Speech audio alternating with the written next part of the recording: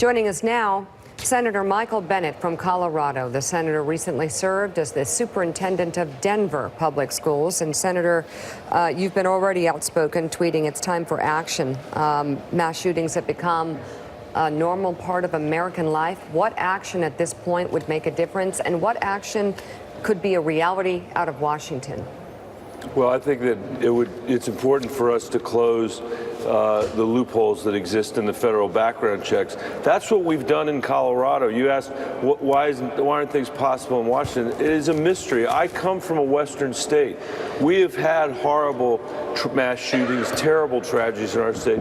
We closed the gun show loophole. We closed the internet loophole. We passed a law in our legislature that limited the size of magazines, and we should do the same thing in Washington.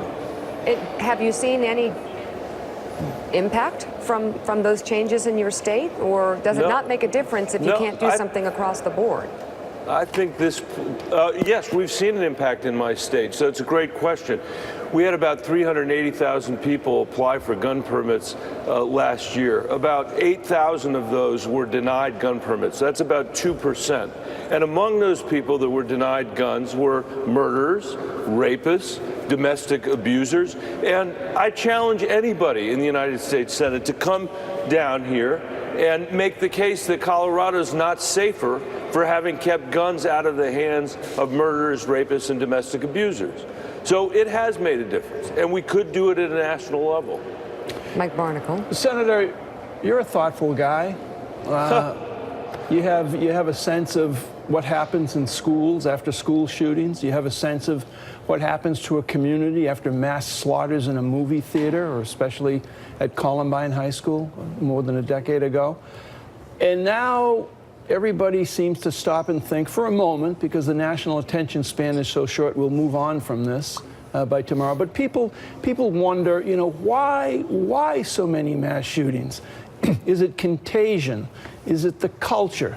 Does it have something to do with the lack of respect for life around us, or frustration, or mental health? All of those issues wrapped into one. What do you think? I think it's all of those things, Mike. We've also had a spate of shootings of law enforcement officers in the state of Colorado in the last month. It's unlike anything that we've ever seen. And I think the thing that we can't allow ourselves to do is something you said, which is just move on to the next thing. I was struck after a gunman in Las Vegas took the lives of 59 Americans. And I came to work the following Monday or Tuesday in Washington, and I had a series of meetings. Nobody raised the fact that we had just lost 59 Americans.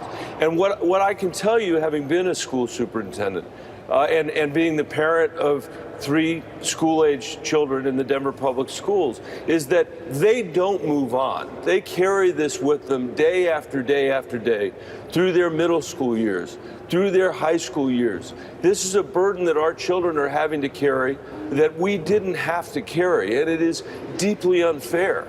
It's not just the loss of life, which is horrible and horrific, but it's the effect that it has on our culture and on the lives of our children. And we ought to do something about that. We ought to do something with the kind of restrictions I described earlier.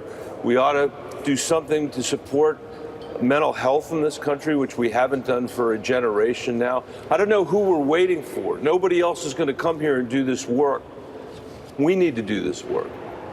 You're working on a bill, I believe, with Cory Gardner, just for DACA, on immigration. Yeah. What's the status of that? Are we going to have movement in any way, shape, or form on immigration? Well, I hope so. So Colorado is a third Democratic, a third Independent, and a third Republican. And Cory Gardner is a Republican, and I came together on a bill that provides a pathway to citizenship for the Dreamers and also does border security, including some of what the president has asked for in terms of a wall. Now we're going to vote on 4 bills today. Parts of our bill have been taken up by another bipartisan bill, and I hope we'll get 60 votes to resolve the situation for the Dreamers. This is another case, like we were talking about earlier, another case where the vast majority of Americans support resolving the uncertainty for the Dreamers. The question is whether Congress is listening to the American people. All right, Senator Michael Bennet of Colorado, thank you very much for being on this morning. Thank you for having me. I'm grateful.